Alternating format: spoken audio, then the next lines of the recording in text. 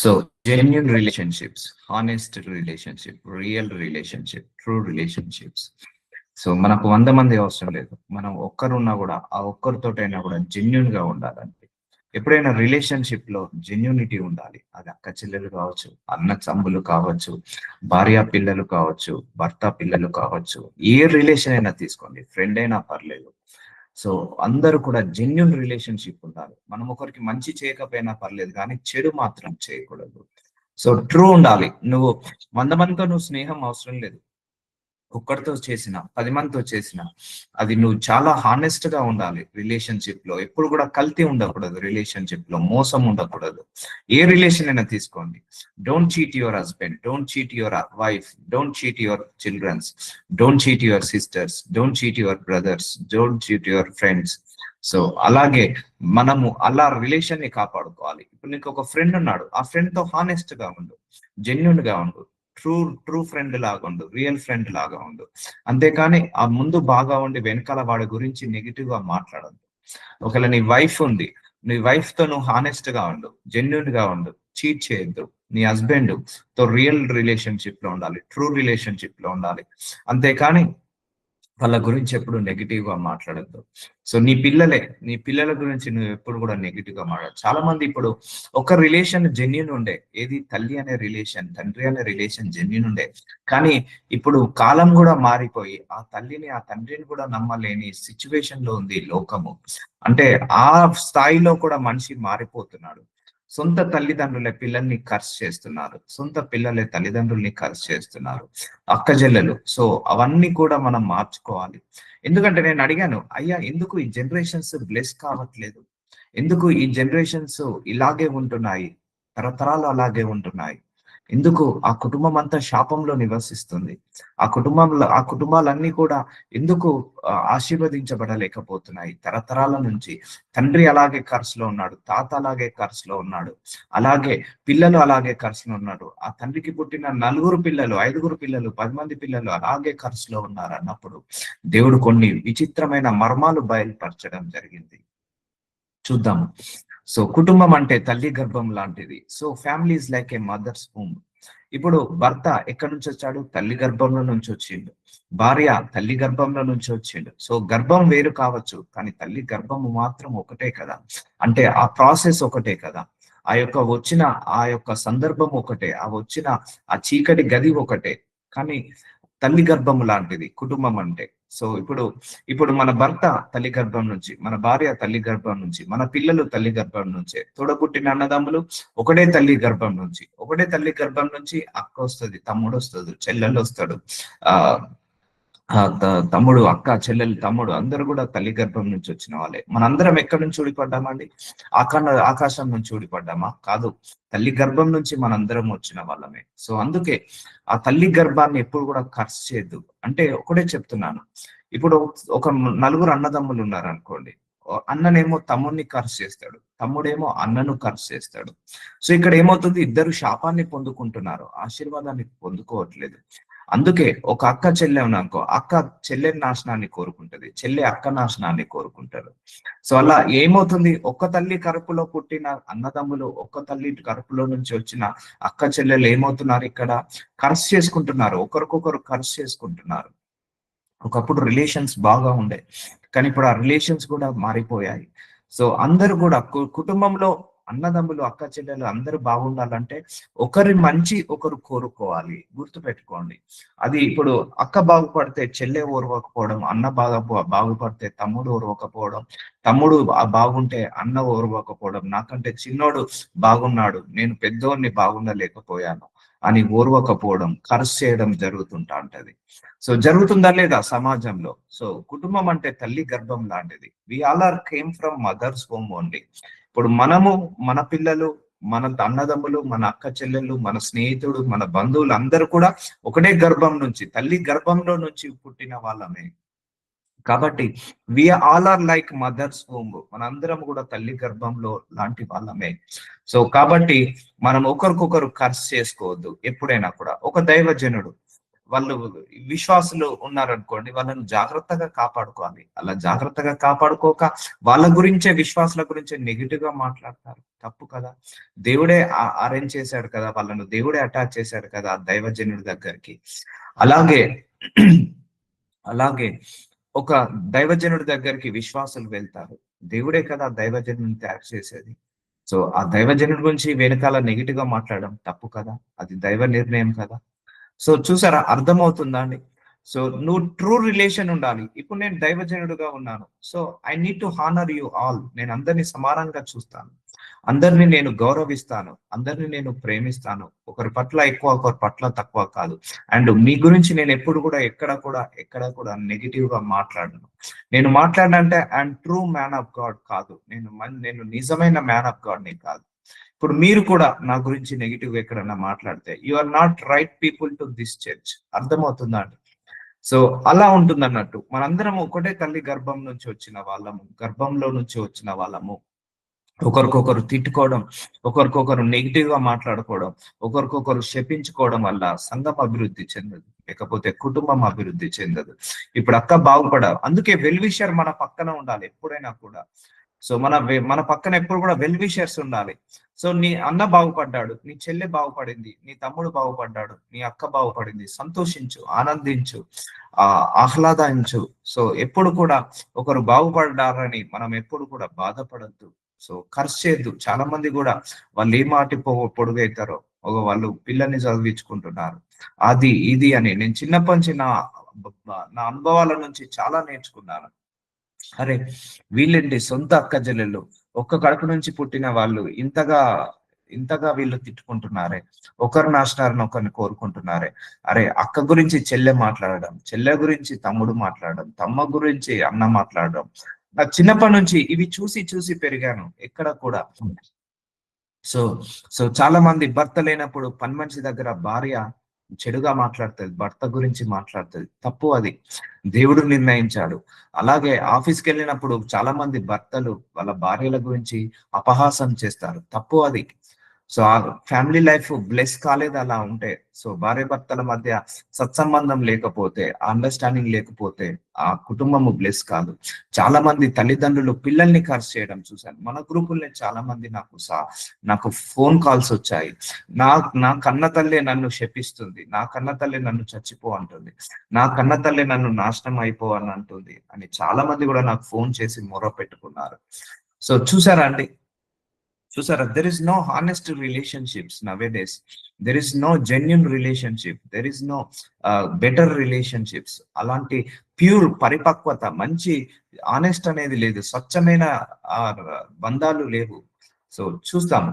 So నా జీవితం నుంచి నేను నేర్చుకున్న ఇంకొక పాఠము, ఏ బంధమైనా, ఏ బంధుత్వమైనా, ఏ స్నేహమైనా మన ముందు మాత్రమే కాదు, మన వెనకాల కూడా మన గురించి మంచిగా మాట్లాడే వాళ్ళే నిజమైన స్నేహము, నిజమైన బంధుత్వము, నిజమైన బంధము. సో ఇది నేను నా జీవితంలో నుంచి దేవుడు నాకు నేర్పించిన ఇంకొక పాఠము. అవునండి, ఇప్పుడు నీ యొక్క తల్లే నీ గురించి చెడుగా మాట్లాడుతుంది, నీ యొక్క అత్తగారే నీ గురించి చెడుగా మాట్లాడుతుంది, నీ యొక్క అన్నదమ్ములే నీ గురించి చెడుగా మాట్లాడుతుంది, నీ యొక్క అక్క చెల్లెలే నీ గురించి చెడుగా మాట్లాడుతున్నారు నీ వెనకాల. అది నిజమైన అక్క కాదు, నిజమైన తల్లి కాదు, నిజమైన చెల్లె కాదు, నిజమైన భార్య కాదు, నిజమైన భర్త కాదు, నిజమైన పిల్లలు కాదు, నిజమైన బంధము కాదు, నిజమైన స్నేహితుడు కాదు. ఇప్పుడు మనకు ఒకడు స్నేహితుడు ఉన్నాడు, వాడు మన దగ్గర ఎలా ఉండాలి, మన గురించి మనతోటే స్నేహం చేసి మన గురించి నెగిటివ్ గా మాట్లాడితే వాళ్ళను నిజమైన స్నేహితుడు అంటారా? అనరు కదా.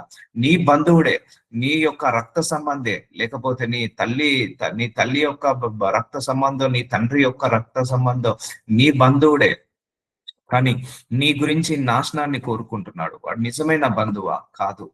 నీకు నిజమైన బంధుత్వము ఎవరంటే నీ వెనకాల కూడా నీ గురించి మంచి కోరుకుంటారు. చూసారా, అదే నిజమైన బంధము, అదే నిజమైన స్నేహము, అదే నిజమైన బంధుత్వము.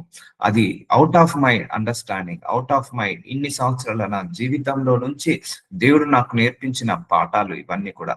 కొంతమంది ఉంటారు కడుపులో పుట్టని వాళ్ళు, సో వాళ్ళు ఎక్కువగా ఆలోచిస్తుంటారు. కొంతమంది తొడగొట్టిన అన్నదమ్ములు కాదు, అక్క చెల్లెలు కాదు, వాళ్ళు మన గురించి ఎక్కువగా ఆరాట పడతారు, వాళ్ళు మన గురించి ఎక్కువగా పట్టించుకుంటారు.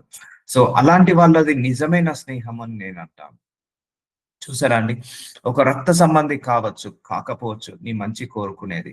నీ బంధువుడే కావచ్చు, కాకపోవచ్చు నీ మంచి కోరుకునేది. ఒకవేళ నీ ఇంట్లో పని మనిషి కూడా నీ గురించి మంచిగా మాట్లాడుతుంది. నీ గురించి మంచిగా ఆలోచిస్తుంది. నీ గురించి మంచిగా చెప్తుంది. నువ్వు బాగుపడాలని కోరుకుంటుందా? ఆమెనే నీకు నిజమైన స్నేహితురాలు. ఆమెనే నీకు నిజమైన బంధువు. ఆమెనే నీకు నిజమైన బంధుత్వం. అర్థమవుతుందా అండి? So honest relationship. అందరిలో కూడా హానెస్ట్ రిలేషన్‌షిప్ ఉండాలి. I will never speak about my made also in front of anybody. నా పని మనిషి గురించి కూడా నేను ఎప్పుడు కూడా వెనకాల ఆమె గురించి ఎక్కడ కూడా నేను ఎవరి దగ్గర కూడా స్ప్రెడ్ చేయను. వాచ్‌మెన్‌ల గురించి కూడా స్ప్రెడ్ చేయను. సో ఎందుకంటే ఏ రిలేషన్ అయినా తీసుకోండి మళ్ళా నేను ఒకటే చెప్తున్నాను. అది ఏ బంధమైనా, ఏ బంధుత్వమైనా అన్నదమ్ముల బంధం కావచ్చు, అక్క చెల్లెళ్ళ బంధం కావచ్చు, లేకపోతే భార్య పిల్లల బంధం కావచ్చు, లేకపోతే పిల్లలు లేకపోతే తల్లిదండ్రుల బంధం కావచ్చు, లేకపోతే ఒక దైవజనుడుగా నాకు మీకు బంధము కావచ్చు, నాకు మీకున్న బంధుత్వము కావచ్చు, స్నేహము కావచ్చు. అది ఏదైనా కూడా మనము మంచే కోరుకోవాలి కానీ చెడు కోరుకోవద్దు, నాశనం కోరుకోవద్దు ఎప్పుడు కూడా. అది నాశనం కోరుకునే నీ కడుపులో పుట్టిన వాళ్ళే, నీ తోడబుట్టిన వాళ్ళే, నీ తోడ పుట్టిన అన్నదమ్ములే, అక్కజెల్లెలే నీ గురించి నాశనం కోరుకుంటే అది నిజమైన బంధము కాదు, నిజమైన బంధుత్వము కానే కాదు. ఎవడో బయటోడు ముక్కు ముఖం తెలియనోడు వాళ్ళు గనక మన గురించి మంచిగా ఆలోచించి మనం మంచిని కోరుకుంటే అది నిజమైన బంధము, నిజమైన బంధుత్వము, నిజమైన స్నేహము. సో ఇది out of my knowledge, out of my experience, I got teach me these many things. ఒకటే గుర్తుపెట్టుకోండి, మన గురించి చెడుగా ఆలోచించని వాడే కానీ ఏదో సందర్భంలో కూడా మన గురించి నెగిటివ్ గా మాట్లాడడం, నెగిటివ్ గా ఆలోచించడం కానీ చేయని వ్యక్తి ఎవరైనా ఉన్నారు, చేయని దేవుడు ఎవరైనా ఉన్నాడంటే అది యేసయ్య మాత్రమే. చెప్తున్నాను కదా, యేసయ్య మన గురించి ఎప్పుడు కూడా నెగిటివ్ గా ఆలోచించడు, నెగిటివ్ గా మాట్లాడడు, నెగిటివ్ గా ఒకరి గురించి ఒకరి దగ్గర స్ప్రెడ్ చేయడు. So this is a one and one only God who's there for us. మనందరి కోసం ఉన్నాడు. సో నేను చూశాను చాలా సందర్భాల్లో మనం కూడా చూసాము. సో ఉంటాయి, కుటుంబం అన్నాక సమస్యలు ఉంటాయి, కుటుంబం అన్నాక శ్రమలు ఉంటాయి, కుటుంబం అన్నాక మిస్అండర్స్టాండింగ్స్ ఉంటాయి. సో కలుపుకొని పోవాల్సి వస్తుంది కొన్నిసార్లు. కానీ మాట్లాడద్దు, నెగిటివ్ గా మాట్లాడద్దు. సో నా గురించి ఎవరైనా చెడుగా మాట్లాడినా నేను మళ్ళా వాళ్ళ గురించి ఎక్కడ కూడా, నేను మనసులో బాధపడతాను కానీ మళ్ళా ఎక్కడ కూడా వాళ్ళ గురించి చెడుగా మాట్లాడను. అది ఎవరైనా పర్లేదు. నా భార్య గురించి మాట్లాడను, నా పిల్లల గురించి మాట్లాడను, నా తల్లి గురించి మాట్లాడను, నా అన్నదమ్ముల గురించి మాట్లాడను. వాళ్ళందరూ నా గురించి ఎక్కడైనా ఏదో సందర్భంలో మాట్లాడినా కూడా I will protect them. Still I will protect them. So అలా ఉండాలి, హానెస్ట్ ఉండాలి. రిలేషన్ లో హానెస్ట్ లేకపోతే ఆ రిలేషన్ మెయింటైన్ చేయడం వేస్ట్. నీ స్నేహితుడే కానీ ఆ స్నేహితుడు మనం హానెస్ట్ గా ఉండట్లేదు, ఆ స్నేహితుడు మనతో హానెస్ట్ గా ఉండట్లేదు, ముందు ఒకలాగా ఉంటున్నాడు, మన గురించి నెగిటివ్ గా మాట్లాడుతున్నాడు. Disconnect that friendship. కానీ సొంత అక్కనే, నీ సొంత చెల్లెనే, నీ సొంత అన్ననే, నీ సొంత తమ్ముడే బాగుపడాలని కోరుకోవట్లేదు, నువ్వు బాగుపడితే నీ మీద కోర్టు కేసులు వేస్తున్నాడా? Disconnect that relationship. ఎందుకంటే మన చుట్టూ వెల్ విషర్స్ ఉండాలి. అది ఎవరైనా పర్లేదు.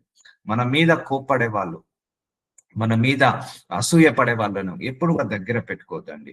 సో అలాంటి సందర్భాలు బైబిల్లో చాలా తీశాను నేను. చాలా మొత్తం వడజల్లి రిలేషన్స్ ఎలా బ్రేక్ అయ్యాయి బైబిల్లో నేను చాలా గమనించి, ఎవరి రిలేషన్స్ ఎలా బ్రేక్ అయ్యాయి, ఎవరి ద్వారా ఎలా జరిగింది, ఏ రిలేషన్స్ వల్ల ఎంత నష్టం జరిగింది. నీ పక్కన వెల్ విషర్ ఉంటే నీకు వచ్చే లాభం ఏంటిది? వెల్ విషర్ లేకపోతే నీ పక్కనే ఉండి నీ అక్క కావచ్చు, నీ చెల్లె కావచ్చు, నీ అన్న కావచ్చు, నీ తమ్ముడు కావచ్చు, నీ తల్లిదండ్రులే కావచ్చు, నీ భార్య పిల్లలే కావచ్చు, నీ భర్తనే కావచ్చు, నీ గురించి చెడుగా ఆలోచించి నాశనం కావాలని కోరుకుంటే అది ఎంత అనార్థాలు తీర్చుతాయి. సో వీటన్నిటి గురించి కూడా, హ్యూమన్ రిలేషన్స్ గురించి దేవుడు మంచి పకడ్బందీగా మాట్లాడబోతున్నాడు. సో అందుకే ఏ ఏ రిలేషన్ అయినా తీసుకోండి, honest is very very important. నీకు 10 మంది స్నేహితులు అవసరం లేదు, ఒక్క స్నేహితుడు ఉన్న ఆ ఒక్క స్నేహితుడితోటి ఆనెస్ట్ గా ఉండు. నీకు 100 మంది బంధువులు అవసరం లేదు, 10 మంది బంధువులు ఉన్నా ఆ 10 మంది బంధువులతో ఆనెస్ట్ గా ఉండు. ఎంతమంది బంధువులు ఉన్నారండి మనకు మంచి కోరుకునే వాళ్ళు? నిజం చెప్తున్నా, మన తల్లి చుట్టము, మన పాలెవులని, మన బంధువులని, మన బలగమని ఎవరున్నారు నిజంగా మన మంచి కోరుకునే వాళ్ళు? నేను ఒకసారి కోర్టుకు వెళ్తే 90% కోర్టు కేసెస్ అన్ని కూడా రక్త సంబంధులే నడుస్తున్నాయి. భార్య మీద భర్త, భర్త మీద భార్య, అన్న మీద తమ్ముడు, తమ్ముడి మీద అన్న, అక్క మీద చెల్లె, చెల్లె మీద తమ్ముడు. కోర్టు కేసెస్ అన్ని పాలోళ్ళు అంటే రక్త సంబంధికులే. ఏంటి తండ్రి తరఫున చుట్టపోడు, లేకపోతే తల్లి తరఫున చుట్టాలు. సో వీళ్ళ కోర్టు కేసులే. బాబాయ్ మీద కొడుకు, లేకపోతే పెద్ద నాన్న మీద కేసు, బాబాయ్ మీద కేసు, పెద్దమ్మ మీద కేసు, చిన్నమ్మ మీద కేసు. ఎక్కువ కేసులు 90% court cases India is our own blood relation only. మొదటి శత్రువు ఎక్కడో లేడు, మన సొంత రక్త సంబంధి అని, మన సొంత రక్త సంబంధి వాళ్ళే అని ఒక కవి రాశాడు. So honest relation. సో కొంతమంది కూడా ఉంటారు, తన తమ్ముడు పిల్లలు బాగుపడ్డా, లేకపోతే చెల్లె పిల్లలు బాగుపడ్డా, అక్క పిల్లలు బాగుపడ్డా కొంతమంది ఓర్వలేరు. సో అలాంటప్పుడు వాళ్ళు సొంత అక్క అయినా, సొంత చెల్లెైనా, సొంత అన్నైనా, సొంత తమ్ముడైనా కూడా that is not a true relation.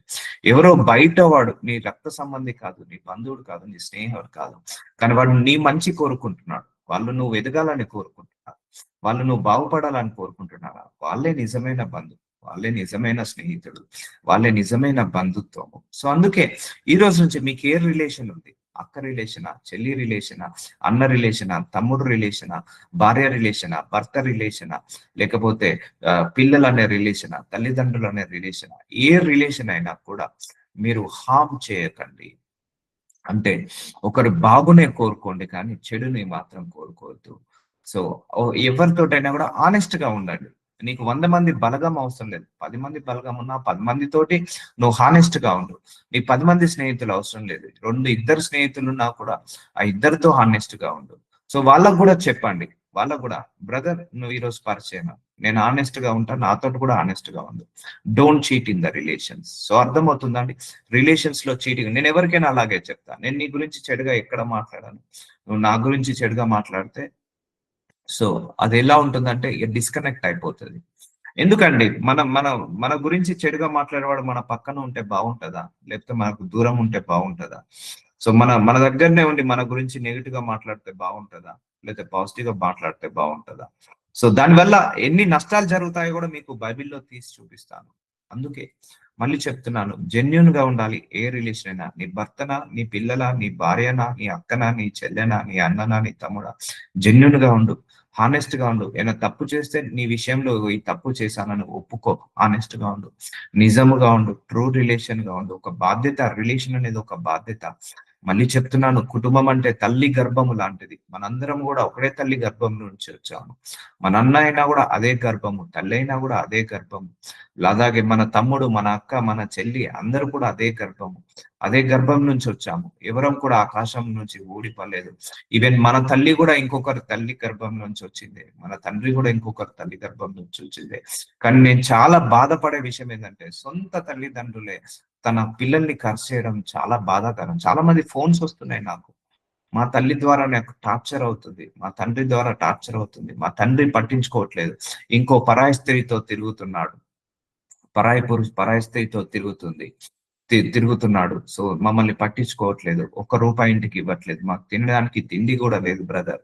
So అలా కట్టుకున్న భార్యను మోసం చేసేసి పరాయి స్త్రీతో తిరుగుతున్నారు పురుషులు. సో అలాంటి వాడు నిజమైన తండ్రి, అలాంటి వాడు నిజమైన భర్తన కాదు కదా.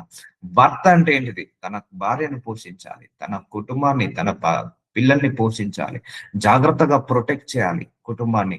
అతని వాడే భర్త అంటారు. సో చాలా మంది భార్యలు కూడా భర్తను వదిలేసి అక్రమ సంబంధాలు పెట్టుకొని పిల్లల్ని కూడా నడి రోడ్డు మీద వదిలేసి పోతున్నారు. అలాంటి వాళ్ళు నిజమైన తల్లియా? కాదు కదా. సో ఇలా చెప్పుకుంటూ పోతే లోకంలో ఆల్ రిలేషన్స్ ఆర్ స్పాయిల్డ్. అన్ని రిలేషన్స్ ఏమయ్యాయి? స్పాయిల్ అయిపోయాయి. నేను చాలా మంది నా చిన్నప్పటి నుంచి చూశానండి, అన్న తమ్ముడిని తిట్టడం, తమ్ముడు అన్నను శపించడం, ఇద్దరు ఒకరికొకరు శపించుకొని ఇద్దరు శాపంలో నివసించడం. అంతే కదండి. ఒక ఒక అక్క గాని, ఒక చెల్లె గాని ఒకరు ఒకరు కోరుకున్నప్పుడు వాళ్ళు ఈజీగా ఎదుగుతారండి. ఒకరి ఒకరు కోరుకోక, ఒకరినొకరు శపించుకోవడం వల్ల వాళ్ళు శాపాన్ని కొని తెచ్చుకుంటారు. I ask God many times, అయ్యా ఎందుకు జనరేషన్స్ బాగుపడట్లేదు, ఎందుకు ఈ ప్రార్థనల వల్ల ఎందుకు స్వస్థత రావట్లేదు, ఎందుకు అనేక మంది ప్రాస్పరిటీ చూడట్లేదు అని నేను అడిగినప్పుడు, ఆలోచించినప్పుడు దేవుడు బయలుపరిచాడు, నాకు ఘోరమైన సంగతులు బయలుపరిచాడు. ఇట్లా కుటుంబం అంటే తల్లి గర్భము లాంటిది.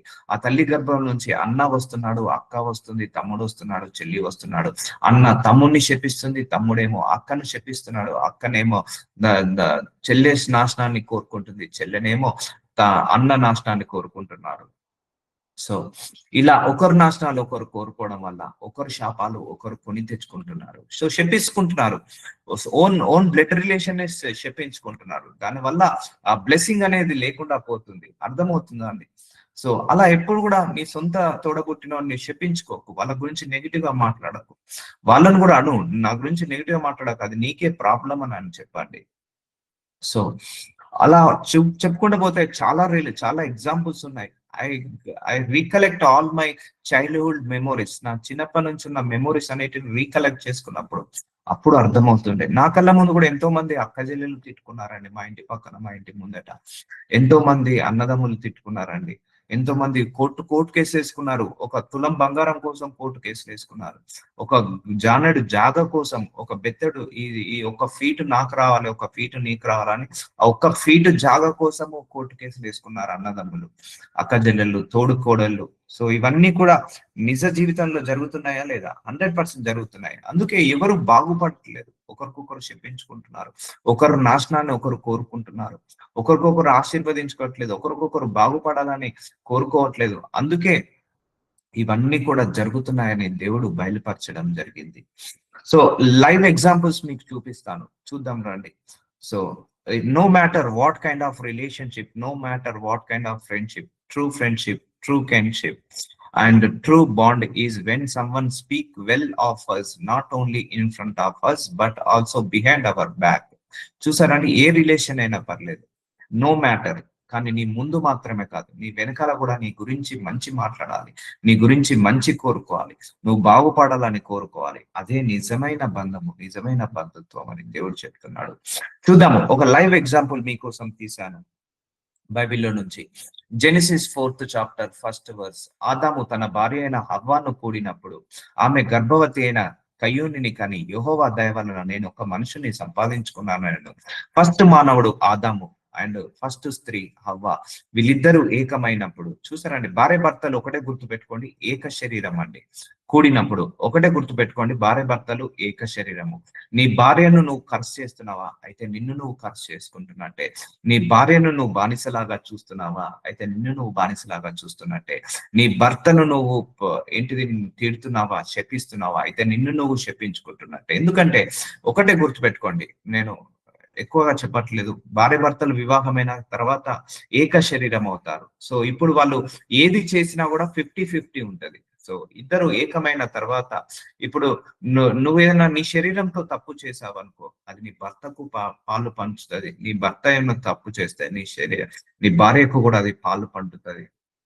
కాబట్టి ఇద్దరు ఏక శరీరము. There is no two fleshes after the marriage. అర్థమవుతుందండి? అందుకే ఇద్దరు ఒకరికొకరు హానర్ చేసుకోవాలి. భార్య భర్తలు ఎప్పుడైనా కూడా హానర్ చేసుకోవాలి. భార్య భర్తల రిలేషన్ ఎప్పుడు కూడా చెడిపోవద్దు. భార్య భర్తల రిలేషన్ లో ఎప్పుడు కూడా మూడో వ్యక్తి రావద్దు. భార్య భర్తల రిలేషన్ లో ఎప్పుడు కూడా జెన్యూన్ ఉండాలి, హానెస్ట్ ఉండాలి. భార్యను భర్తను చీట్ చేయొద్దు, భర్తను భార్యను చీట్ చేయొద్దు. భార్య భర్తల మధ్య ఎలాంటి డిస్టర్బెన్సెస్ ఉండదు, ఎలాంటి సీక్రెట్స్ ఉండకూడదు. గుర్తు పెట్టుకోండి. ఎందుకంటే after the marriage you will leave your parents, your siblings, and he will leave his parents and he will his siblings, and they should both together. ఇద్దరు ఏకమవుతారు. ఇటు వీళ్ళను విడుస్తారు, అటు వాళ్ళను విడుస్తారు. అందుకే అదని ఇప్పుడు పెళ్లి కాక ముందుకు అన్నదమ్ములను, అక్క చెల్లెల్ని తోడబుట్టిన అన్నదమ్ములు అంటారు. పెళ్ళైన తర్వాత వాళ్ళు బంధువులు అంటారు. అర్థమవుతుందా అండి? పెళ్లికి ముందు అందరూ అక్క చెల్లెలు, ఒక్క రక్త సమం. పెళ్ళైన తర్వాత వీళ్ళు చుట్టాలు అంటారు. సో అలా ఉంటుంది అన్నట్టు. అంతే, ఒకసారి మ్యారేజ్ అయిందంటే ఇది ఒక సపరేట్ ఎంటిటీ. ఈ యొక్క కుటుంబము తనను, తన భర్త, తన భార్య, తన పిల్లలు ఒక సపరేట్ ఎంటిటీ, ఒక సపరేట్ యూనిటీ అన్నట్టు. ఒక కంపెనీ అనుకోవాలి. చెప్పాలంటే అదొక కంపెనీ. ఇప్పుడు ఒక తల్లికి నలుగురు పిల్లలు ఉన్నారు, నలుగురికి పెళ్ళైందంటే నలుగురు ఒక కొత్త కుటుంబాన్ని స్థాపించినట్టు. సో నలుగురు, అప్పటి వరకు నలుగురు ఒకటే కుటుంబంలో ఉన్న వాళ్ళు నలుగురికి పెళ్ళైన తర్వాత ఒక్కొక్క కుటుంబం లాగా మారుతారు. అర్థమవుతుందా అండి? సో ఆ కుటుంబాన్ని నువ్వు జాగ్రత్తగా చూసుకోవాలి. అందుకే, అంతేగాని నీ భార్యనే నువ్వు చీట్ చేస్తే ఎలా, నీ భర్తనే నువ్వు చీట్ చేస్తే ఎలా, కడుపులో పుట్టిన పిల్లల్ని చీట్ చేస్తే ఎలా, నీ కడుపులో నుంచి వచ్చిన తల్లిదండ్రులనే చీట్ చేస్తే ఎలా? So don't cheat anybody. Relations లో ఎప్పుడు చీటింగ్ ఉండకూడదు. సో చూసారా, హవ్వను కూడినప్పుడు ఆమె గర్భవతి అయి కయ్యూనిని కని, ఆ అవ్వ, ఆదాము అవ్వ ఇద్దరు కూడినప్పుడు ఎవరు? కయ్యూను వచ్చాడు. చూద్దాము. తర్వాత ఆమె అతను తమ్ముడగు హెబేల్ని కనెను. సో ఇద్దరు అన్నదమ్ములు వచ్చారు ఇక్కడికి, ఒకటే గర్భం నుంచి. ఆదాము హవ్వ ఇద్దరు నుంచి ఆ కయ్యూము హెబేలు ఇద్దరు వచ్చారు. హెబేలు గొర్రెల కాపరి. సో కయ్యూను భూమిని సేద్యపరచువాడు. ఇక్కడ ఎవరు? కయ్యూను అనేవాడు మొట్టమొదటి వాడు, అన్న. చూద్దాం, అన్న కయ్యూను. సో తమ్ముడెవరు? హెబేలు. సో హేబేలు తమ్ముడేమో గొర్రెలను కాస్తున్నాడు, కయ్యూనేమో భూమిని సేద్యపరుస్తున్నాడు, అంటే వ్యవసాయం చేస్తున్నాడు. సో ఇద్దరి ప్రొఫెషన్స్ వేరు. సో ఒకరేమో గొర్రెల కాపరి, ఒకరేమో ఫార్మర్. సో కొంతకాలమైన తర్వాత కయ్యూను పొలము పంటల్లో కొంత యెహోవాకు అర్పణగా తెచ్చాడు. కొంతకాలమైన తర్వాత పంటలు పండిన తర్వాత కయ్యూను అంటే ఎవరు? అన్న, అంటే పెద్దవాడు. పొలము పంటలో కొంత యెహోవాకు అర్పణగా తీసుకొచ్చి దేవుడికి ఇచ్చాడు. హెబేలు కూడా తన మందలో తొలుచూలు పుట్టిన, హెబేలు అంటే ఎవరు? రెండో వాడు. హెబేలు తన మందలో తొలుచూలు పుట్టిన వాటిలో కొవ్విన వాటిని కొన్ని తెచ్చాను. యెహోవా హెబేలుని అతని అర్పణను లక్ష్య పెట్టాను. చూసారా అండి, దేవుడు ఇద్దరు ఆఫరింగ్ తీసుకొస్తే, సో దేవుడు హెబేల్నే యాక్సెప్ట్ చేశాడు, కయ్యూన్ది యాక్సెప్ట్ చేయలేదు. ఎందుకో యాక్సెప్ట్ చేయలేదు అంటే, కయ్యూను చెడు మనస్సు కలిగిన వాడు, చెడు హృదయం కలిగిన వాడు, అసూయ పరుడు, కోపిష్టి కయ్యూను. కానీ హెబేల్ అలాంటి వాడు కాదు, మంచివాడు, మంచి సాత్వికుడు. సో కాబట్టి మన హృదయపూర్వకంగా యెహోవాకు హెబేలు అర్పణ తెచ్చినప్పుడు దేవుడు హెబేలు యొక్క అర్పణను యెహోవా దేవుడు యాక్సెప్ట్ చేశాడు. కయ్యూనను అతని అర్పణను ఆయన లక్ష్య పెట్టలేదు. సో కయ్యూను యొక్క ఆఫరింగ్స్ ని దేవుడు యాక్సెప్ట్ చేయలేదు. కాబట్టి కయ్యూను మిక్కిలి కోపం వచ్చి అతడు తన ముఖము చిన్న బుచ్చుకొనగా. చూసారా అండి, అక్క చెల్లెలు గాని అన్నదమ్ములు గాని ఒకరు బాగుపడితే, ఇప్పుడు యాక్సెప్ట్ చేశాడు దేవుడు ఏదో ఒక రీజన్ వల్ల. ఏది? హెబేలు యొక్క అర్పణను యాక్సెప్ట్ చేశాడు, కయ్యూను యొక్క అర్పణను యాక్సెప్ట్ చేయలేదు. కాబట్టి మిక్కిలి కోపం వచ్చిందట. చూసారా, జెలస్, అసూయ. ఒక అన్న గాని, ఒక తమ్ముడు గాని, ఒక అక్క గాని, ఒక చెల్లె గాని బాగుపడితే వాళ్ళు బాగుపడారని సంతోషించాలి, కానీ వాళ్ళకు కోపం తెచ్చుకోవద్దు వాళ్ళ మీద. అతడు ఎందుకంటే వాళ్ళను బాగు చేసింది ఎవరు? దేవుడే. సో వాళ్ళను ఆశీర్వదించింది ఎవరు? దేవుడే. వాళ్ళకు ఆ ఇల్లు కట్టుకోవడానికి సామర్థ్యం ఇచ్చింది ఎవరు? దేవుడే. అంతేగాని ఒకరు ఇల్లు కట్టుకున్నారని ఒకరు ఏడవద్దు, బాధపడద్దు. నీకు వచ్చే టైంకి నీకు వస్తుంది. సో ఇక్కడ మిక్కిలి కోపం వచ్చి అతడు తన ముఖమును చిన్నబుచ్చుకొనగా, అంటే ఇక బాధపడుతున్నాడు, కోపం వచ్చేసింది. సో చిన్నబుచ్చుకొనగా, యెహోవా కయ్యూనుతో నీకు కోపమేలా, ముఖము అనేమి. సో చాలా మందికి ఉంటదా ఉండదా? చాలా మంది మన సొంత రక్త సంబంధులే బాగుపడుతుంటే కొంతమంది బాధపడుతుంటా అంటారు. చాలా మంది అలా బాధపడద్దు.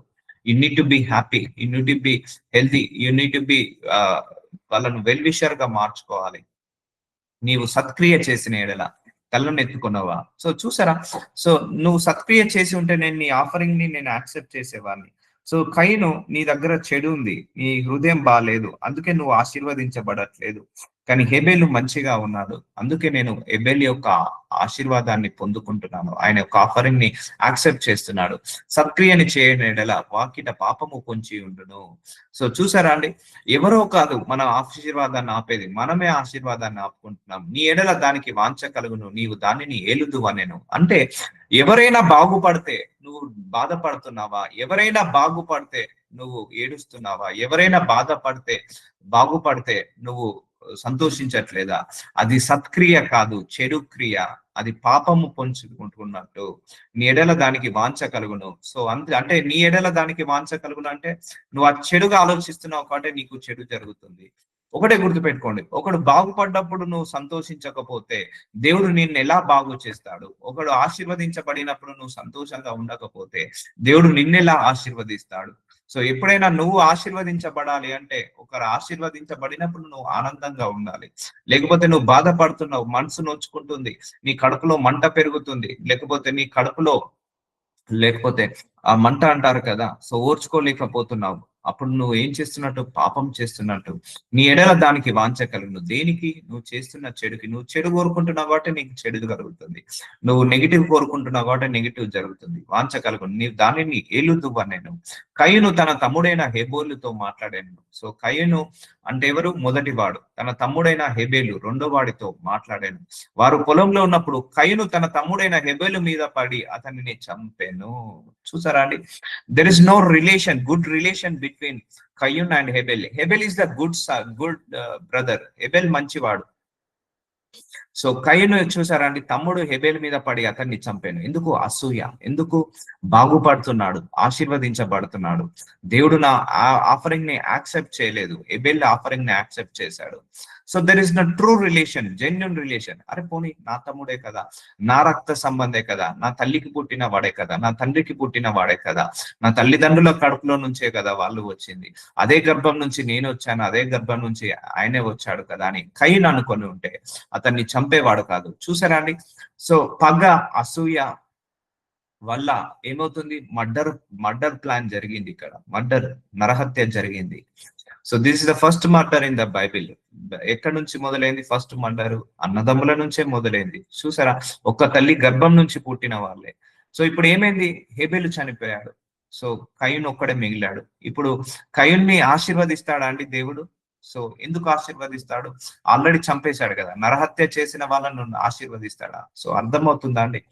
ఏ రిలేషన్ లో అయినా ఒకరి బాగు ఒకరు కోరుకోవాలి. ఏ రిలేషన్ లో అయినా కూడా ఒకరి మంచి ఒకరు కోరుకోవాలి. అప్పుడే దేవుడి చేత మన అందరము కూడా ఆశీర్వదించబడతాము. నీ చెల్లె బాగుపడుతుందా? సంతోషించు. నీ అన్న బాగుపడుతున్నాడా? ఆనందించు. నీ అక్క బాధపడుతుందా? నువ్వు బాధపడు. అంతేకాని ఒకరు బాధపడుతున్నారని నువ్వు సంతోషించకు, ఒకరు బాగుపడుతున్నారని నువ్వు బాధపడకు. సో అందుకే చూడండి, కయీను చూడండి, హేబెల్ చూడండి, వాళ్ళిద్దరి మధ్య గ్యాప్ను చూడండి. సో కయీను నిజంగా హేబెలు ఏం చేయలేదు, కానీ కయీనే సొంత తమ్ముడి మీదనే పగ పెంచుకున్నాడు, సొంత తమ్ముడి మీదనే ప్రతీకారాన్ని పెంచుకున్నాడు, హేబెలు మీద పడి చంపేశాడు. తర్వాత ఏమైందో చూద్దాం. యెహోవా నీ తమ్ముడైన హేబెలు ఎక్కడున్నాడని కయీనుని అడగగా, సో దేవుడు అడుగుతున్నాడు. దేవుడికి తెలియదా? తెలుసు. కానీ దేవుడు అడుగుతున్నాడు, ఎక్కడ నీ తమ్ముడైన హేబెలు? కయీనుని అడగగా అతడు, నేను ఎరగను. నా తమ్మునికి నేనేమన్నా కావలిపడనా? నేనేమన్నా వానికి సెక్యూరిటీనా? నేను వాడికి ఏమైనా బంధువునా? లేకపోతే వాడికి ఏమైనా సెక్యూరిటీనా? లేకపోతే వానికి ఏమైనా నేను కాపలా కాసేవానా? వాడు ఎక్కడ తిరుగుతున్నాడు నాకేం తెలుసు? సో దేవుడితో చూడండి ఎలా మాట్లాడుతున్నాడు. చంపేశాడు, కానీ ఏడి అని అంటున్నాడు. సో దేవుడికి తెలియదా చంపేసిన విషయం? తెలుసు, దేవుడు తెలుసు. కానీ అడుగుతున్నాడు దేవుడు, నేను వాడికి ఏమైనా కావాలి వాడినా అని. నేను అప్పుడు ఆయన, నీవు చేసిన పని ఏమిటి? నీ తమ్ముని రక్తము ఒక స్వరము నేలలో నుండి నాకు మొరపెట్టుచున్నది. చూసారా అండి? తమ్ముడి యొక్క రక్తము యొక్క స్వరము నేలలో నుండి నాకు మొరపెట్టుచున్నది. సో చనిపోయాడు, చంపేశాడు తమ్ముడిని, అసూయతోటి, కక్షతోటి బాగుపడుతున్నాడని. సో ఇప్పుడు ఈ రోజులలో కూడా ఎంతమంది లేరండి అన్న మీద తమ్ముడు కోర్టు కేసు వేసుకోవడం, తమ్ముడు మీద అన్న కోర్టు కేసు వేయడం. సో ఇలా ఎంతమంది లేరు? సో ఇవన్నీ కూడా ఇలాంటి వాళ్ళ వల్ల రక్షించలేకపోతున్నారు, ఆశీర్వదించబడలేకపోతున్నారు. చూద్దాము నెక్స్ట్ ఏమైందో చూద్దాము. ఇప్పుడు కయీను ఏమో తమ్ముడిని హేబెల్ని చంపేశాడు. సో కయీను ఏమైనా బాగున్నాడా చూద్దాం. కావున నీ తమ్ముని రక్తము నీ చేతుల నుండి పుచ్చుకొనుట నోరు తెరిచిన ఈ నేల మీద ఉండకుండా నీవు శపించబడిన వాడవు. చూసారా అండి? ఇప్పుడు ఏమయ్యాడు? తమ్ముడిని చంపేసి ఏమైనా బాగుపడ్డాడా? తమ్ముడి మీద కోర్టు కేసు వేసి ఏమైనా బాగుపడ్డాడా? తమ్ముడిని అన్యాయం చేసి ఏమైనా బాగుపడ్డాడా? ఏమైపోయాడు? శపించబడ్డాడట. ఎవరు? కయీను. సో శాపాన్ని కొని తెచ్చుకుంటారు. ఇది నేను దేవుణ్ణి అడిగినప్పుడు. సో చూసారా, ఒకరి మీద ఒకరి కోపము. ఒకటే గర్భం నుంచి వచ్చిన అన్నదమ్ములు కావచ్చు, అక్క చెల్లెలు కావచ్చు. నేను చాలా మందిని చూసానండి, సొంత తల్లే అన్న మీద, అక్క మీద, చెల్లె మీద పుల్లలు పెట్టించిన వాళ్ళు, చిచ్చులు పెట్టించిన వాళ్ళు ఉన్నారు. నేను నా కళ్ళతో చూశాను. సొంత తల్లే ఆ కొడుకు గురించి ఇంకో కొడుకు దగ్గర చెడుగా మాట్లాడడం, ఆ కూతురు గురించి ఇంకో కూతురు దగ్గర చెడుగా మాట్లాడడం చూశాను. నీ కడుపులో పుట్టిన నలుగురిని నలుగురు 4 రకాలుగా చూస్తే వాళ్ళు ఎలా బాగుపడతారు, వాళ్ళు ఎలా ఆశీర్వదించబడతారు?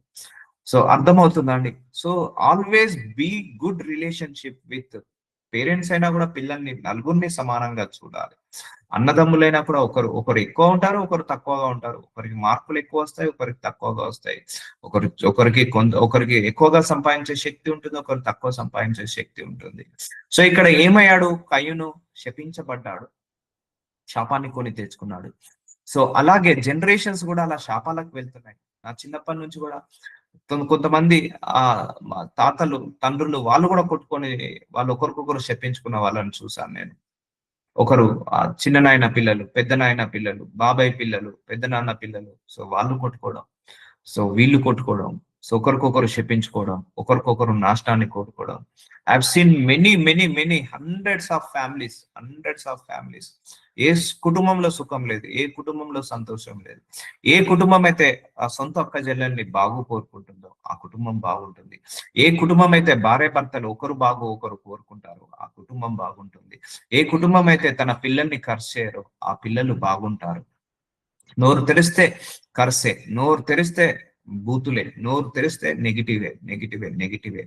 సో నీవు శపించబడిన వాడవు. నీవు నేలను సేద్యపరిచినప్పుడు అతను తన సారం ఇక మీదట నీకు ఇయ్యదు. చూసారా అండి, శాపం కొని తెచ్చుకున్నాడు. సో నువ్వు నీ అన్నను శపిస్తున్నావు, కానీ నీకే శాపం వస్తుంది. నువ్వు నీ తమ్ముడిని శపిస్తున్నావు, లేకపోతే నీకే శాపం వస్తుంది. నీ అక్కను నీ చెల్లెను శపిస్తున్నావు, అది నీకే శాపం వస్తుంది. అర్థమవుతుందా? ఒకరికొకరు శపిస్తే ఆశీర్వాదం వస్తుందండి, శాపం వస్తుంది. నువ్వు నాశనం అయిపోను, నువ్వు అదైపోతావు, నువ్వేం బాగుపడతావు, నువ్వేం పొడుగైతావు. సో ఇలాంటి మాటలు అనద్దు.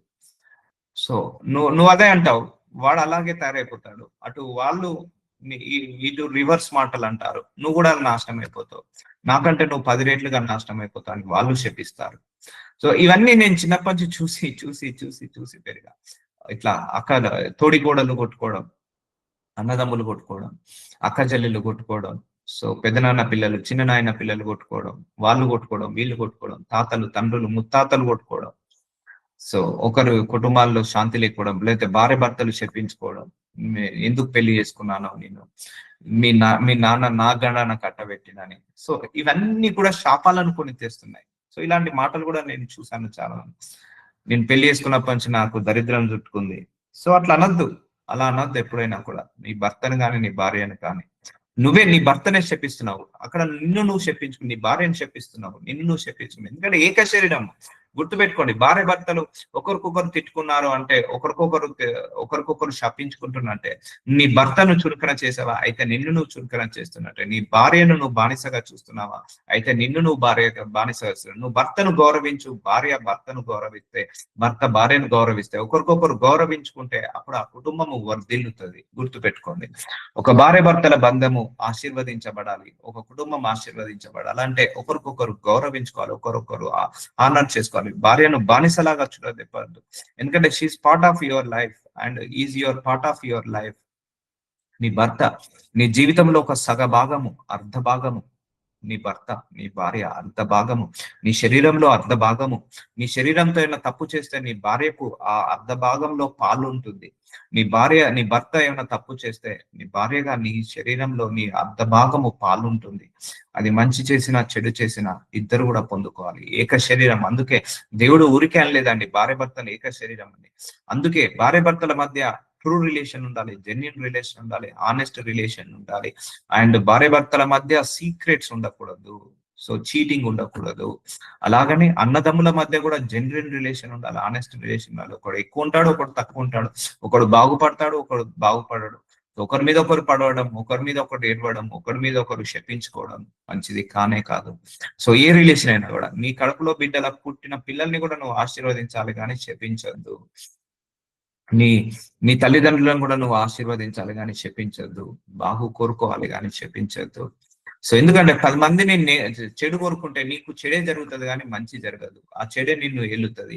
10 మంది నాశనం కోరుకుంటే మనము నాశనం అవుతాము, కానీ అది మనల్ని ఆశీర్వాదంలోకి తీసుకెళ్లదు. చూసారండి, హృదయము చెడిపోవద్దు. సో ఇక్కడ కయ్యూని యొక్క హృదయము దేవుడి ముందు ఏమైంది? చెడిపోయింది కయ్యూని హృదయం. అందుకే దేవుడు యాక్సెప్ట్ చేయలేదు. నీ హృదయం అంతా చెడు ఉంది, నువ్వు నెగిటివ్ గా ఉన్నావు, అందుకే యాక్సెప్ట్ చేయలేదు. సో తమ్ముడిని చంపేసేసాడు, ఆశీర్వదించబడుతున్నాడు.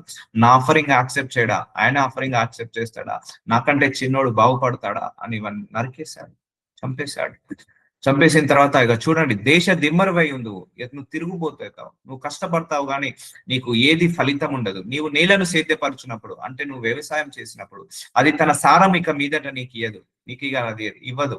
ఇంత ముందు ఏమైందండి? తమ్ముడిని చంపక ముందుకు ఏమైంది చూద్దాము. సో తమ్ముడిని చంపక ముందు యెహోవా కయీనుతో కోపమేలా. సో కయీను అతని అర్పణను లక్ష్యపెట్టు. చూద్దాము. సో కొంతకాలమైన తర్వాత కయీను పొలము పంటలో కొంత యెహోవాకు అర్పణగా తెచ్చాను. సో తమ్ముడిని చంపక ముందుకు, తమ్ముడి మీద ఏడవక ముందుకు ఇక్కడ ఏమయ్యాడు? కయీను బ్లెస్ అయ్యాడు. ఎందుకంటే పంట పండించాడు, పంటలు వచ్చేసాయి. ఆ పంటల నుంచి ఆశీర్వాదాన్ని ఇచ్చేశాడు దేవుడికి. ఆ దశమ భాగాన్ని ఏదో ఇచ్చేశాడు. పొలంలో పంట పండింది అయ్యింది. సో ఒకవేళ తమ్ముడిని చంపిన తర్వాత ఏమంటున్నాడు దేవుడు? శపిస్తున్నాడు. శపించబడినావు, నేలకు సేద్యపరచావు. ఇక నువ్వు వ్యవసాయం చేస్తావు కానీ ఇక నీకు సారం ఇక మీదట ఇయ్యదు. అంటే నువ్వు కష్టపడతావు, జీవితాంతం కష్టపడతావు కానీ నీకు ఆ ఫ్రూట్ఫుల్ రిజల్ట్స్ అనేది ఉండదు.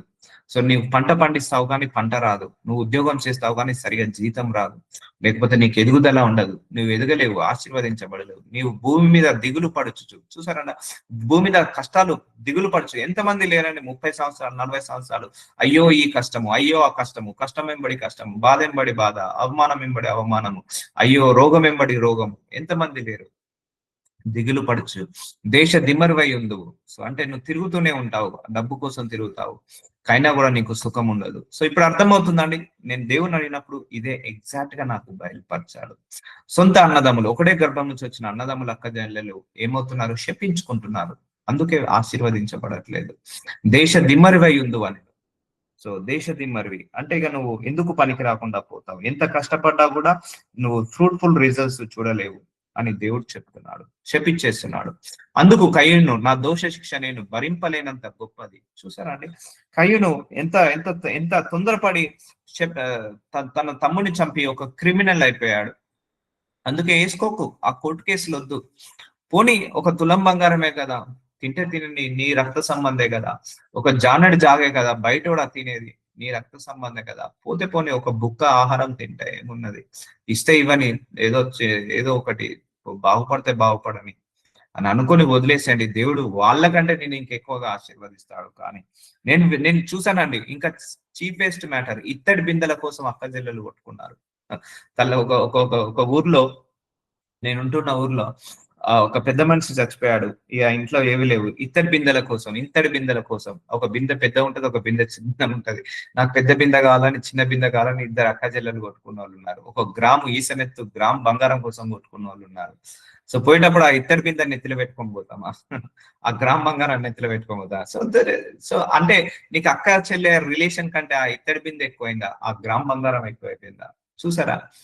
సో నీకు తమ్ముడే సరే, పోనీ తండ్రి ఏదో యాక్సెప్ట్ చేశాడు దేవుడు, సో నాది యాక్సెప్ట్ చేయట్లేదు, పోనీ నెక్స్ట్ టైం మంచిగా మాట్లాడి దేవుడిని కన్విన్స్ చేసి నాది కూడా యాక్సెప్ట్ చేద్దాం అనుకుని ఉంటే. ఇప్పుడు ఏం చేసుకున్నాడు కయీను? శాపాన్ని కొని తెచ్చుకున్నాడు. ఇక జీవితాంతం ఆయనకి ఇక సుఖం ఉండదు.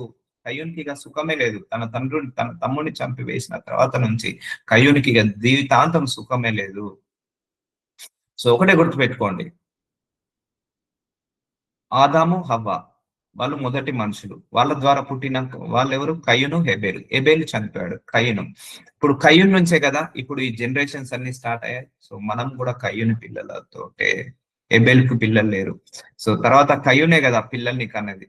సో అలా ఉంటుంది అన్నట్టు. ఇప్పుడు కయ్యూను నుంచే మనందరం కూడా వచ్చాము చెప్పాలంటే. ఆదాము అవ్వ తర్వాత కయ్యూను హెబేలు లేడిగా, అతనికి పెళ్లి కాలేదు, పిల్లలు పుట్టలేదు. కయ్యూను పెళ్లి చేసుకొని పిల్లల్ని పుట్టి, సో కయ్యూను నుంచి ఇలా మనందరం వచ్చేసాము. సో అందుకే ఇప్పుడు అర్థమవుతుందా, ఆ కయ్యూను రక్తం ఉందా లేదా ప్రతి ఒక్కరిలో? ఆ కయ్యూన్లో ఏ రక్తం అయితే ప్రవహిస్తుందో అది ఉందా లేదా? ఉంది. అందుకే ఈ అన్నదమ్ములు అక్కజెల్లెలు కొట్టుకోవడం. అదే ఒకవేళ హేబేలు ఒకవేళ కయ్యూని చనిపోయాడు, హేబేలు మంచివాడు వచ్చి ఉంటే ఈ అన్నదమ్ముల అక్కజెల్లెల గొడవలు ఉండేది కాదు. సో ఆ రక్తం వేరు, మళ్ళీ ఈ రక్తం వేరు. సో సో అందుకు కూర్చుండి నీ సహోదరుని మీద కొండెములు చెప్పుచున్నావు, నీ తల్లి కుమారుని మీద అపనిందలు మోపుచున్నావు. చూసానండి, కీర్తన గ్రంథం 50వ అధ్యాయం 20వ వచనంలో, నీ కూర్చోండి నీ సహోదరుని మీద కొండెములు చెప్పుచున్నావు. నీ తల్లి దగ్గర ఆ అన్నది గురించి, ఆ తమ్ముడు గురించి చెడుగా మాట్లాడకు. ఆ తమ్ముడు దగ్గర ఈ అన్న దగ్గర గురించి చెడుగా మాట్లాడకు. సో నీ తల్లి కుమారుని మీద అపనిందలు మోపుచున్నావు. చూసారా, నీ తల్లి కుమారుడే, నీ అన్న మీదనే, నీ చెల్లె మీదనే, నీ అక్క మీదనే, నీ తమ్ముడు మీదనే నిందలు మోపుచున్నావు. సో అందరూ ఒకటే గర్భం నుంచి వచ్చినారండి, గుర్తుపెట్టుకోండి. సో యువర్ బ్లెస్సింగ్ కోసం మీరు వచ్చారు, కానీ మనందరం శపించుకోవద్దు. సో చెప్పుకోవద్దు, చాడీలు చెప్తుంటా అంటారు కొంతమంది. సో అక్క మీద చెల్లె, చెల్లె మీద అక్క, అన్న మీద తమ్ముడు, తమ్ముడు మీద అన్న చాడీలు చెప్తుండ్రు అంటారు. సో నీ తల్లి కుమారుని మీద అపనిందలు మోపుచున్నావు.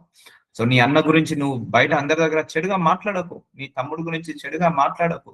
నీ అక్క గురించి చెడుగా మాట్లాడకు. ఒకరైనా వాళ్ళు ఇష్యూస్ ఉన్నా, అవును నా అక్క, మేమేం చూసుకుంటాం, మా తమ్ముడు మేమేం చూసుకుంటాం, మా మధ్య మాకు 100 ఉంటాయి, మీరెవరు రావడానికి, మేమేం కొట్టుకుంటాం, మేమేం సర్దుకుంటాం, మేమేమో బాగుంటాం, మేము బాగుపడతాం, మేమేం తన్నుకుంటాం, మేమేం కలిసి ఉంటాం, మేమేమో సర్దుకుపోతాం, మేమేమో కలిసి వచ్చిన టైం వచ్చినప్పుడు కలుసుకుంటాం, మీరెవరు మా మధ్యలో వచ్చి పుల్లలు పెట్టడానికి. మాట్లాడకు. నీ చెల్లె గురించి, నీ అక్క గురించి, నీ తల్లి గురించి, నీ బంధువు గురించి, నీ భర్త గురించి, నీ భార్య గురించి, నీ పిల్లల గురించి మాట్లాడకు. అది నువ్వు శాపాన్ని కొని తెచ్చుకుంటున్నావు. శాపాన్ని కొని తెచ్చుకుంటున్నావు.